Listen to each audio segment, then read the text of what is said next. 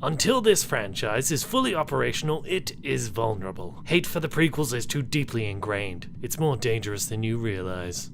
Dangerous to your love of the originals, Commander, not to Rogue One. The joke that Rogue One is a prequel will continue to gain ground amongst the fanboys of the internet, and the fanboys of the internet will no longer be of any concern to us. I've just received word that the hype for The Force Awakens has dissolved the fanboys permanently.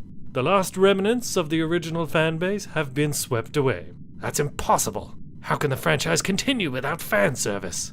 The filmmakers will now have direct control of the new movies. Hype will keep the internet in line. Hype for the new films. If Rogue One continues to borrow nostalgia from the original trilogy, it is possible, however unlikely, that they might overdo it and become like Star Trek Into Darkness. The nostalgia you refer to will soon be back in our hands. Any attack against Rogue One would be a useless gesture, no matter how much nostalgia they rip off. These new movies are now the ultimate power in this franchise. I suggest we cash in on that. Don't be too proud of this technological terror you've constructed. The ability to outperform the prequels is insignificant next to the power of the originals. Don't try to convince us with your love of the originals, Lord Vader. Your sad devotion to that ancient trilogy did not save your horrendous portrayal in the prequels, or give you clairvoyance enough to realize that Rey's father is obviously...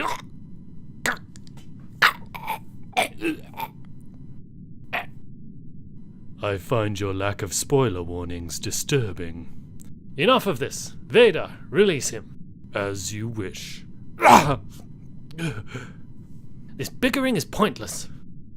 Now, Rogue One will serve to connect to the originals while also telling a new story by the time Episode 8 is operational. We will then crush the memory of the prequels with one swift stroke.